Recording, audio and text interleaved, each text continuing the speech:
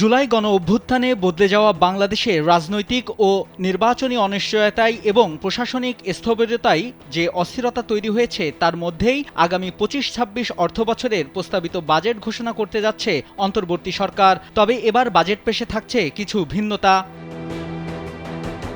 সোমবার বিকেল ৩টায় অর্থ উপদেষ্টা সালেউদ্দিন আহমেদ বেতার ও টেলিভিশনের মাধ্যমে এই প্রস্তাবিত বাজেট ঘোষণা করবেন। বাজেটে বাজারে কিছু পণ্যের দাম বৃদ্ধি পায়, আবার কিছু পণ্যের দাম কমানো হয়। এবার বাজেটে মূল্যস্ফীতি ও শিল্প খাতের ভারসাম্য রক্ষা করতে গিয়ে কিছু পণ্যের শুল্ক হার কমানোর প্রস্তাব রাখা হয়েছে। প্রস্তাবিত বাজেটে এলএনজি আমদানিতে ১৫% ভ্যাট প্রত্যাহার হতে যাচ্ছে।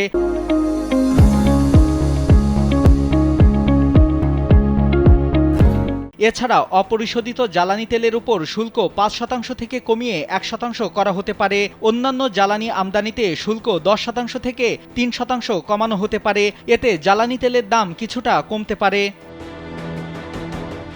বাজেটে নিত্য প্রয়োজনীয় পণ্যের মূল্য সহনীয় রাখতে স্থানীয় ঋণপত্রের কমিশনের উৎসে কর কমিয়ে অর্ধেক করা হচ্ছে।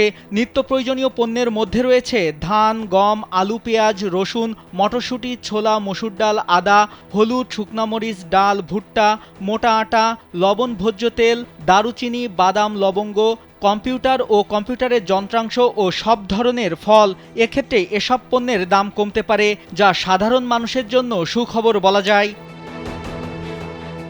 চিনির বাজার দর সহনীয় ও স্থিতিশীল রাখতে বিভিন্ন সময়ে সরকার অপরিশোধিত ও পরিশোধিত চিনির উপর বিদ্যমান শুল্ক কর কমানোর উদ্যোগ নেয়। এবারে প্রস্তাবিত বাজেটে চিনির বাজার মূল্য স্থিতিশীল রাখতে পরিশোধিত চিনির আমদানি শুল্ক প্রতি টন ৪,৫০০ টাকা থেকে কমিয়ে ৪,০০০ টাকা করা প্রস্তাব রাখা হচ্ছে বলে জানা গেছে।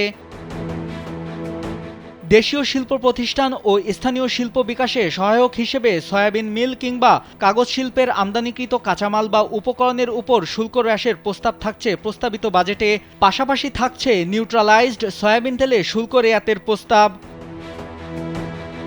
পিভিসি পাইপের দাম নিয়ন্ত্রণে রাখতে পাইপ তৈরির উপকরণের আমদানি শুল্ক ২৫% থেকে কমিয়ে ১৫% করা হচ্ছে। একই পদক্ষেপ নেওয়া হচ্ছে কপার ওয়ারেও।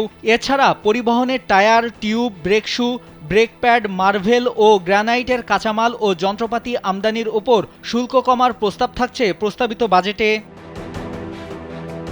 এছাড়া সংবাদপত্রের শিল্পে ব্যবহৃত নিউজ প্রিন্ট আমদানিতে কাস্টমস শুল্ক কমানোর প্রস্তাব ছিল নোয়াবসহ সংশ্লিষ্ট সংগঠনের। সেই প্রস্তাবে সাড়া দিতে ও দেশীয় গণমাধ্যমকে আরও সহায়তা দিতে নিউজ প্রিন্ট আমদানির কাস্টমস শুল্ক ৫ থেকে কমিয়ে ৩% করার প্রস্তাব বিবেচনায় থাকছে প্রস্তাবিত বাজেটে। নাইমুল হাসিব, কালবেলা।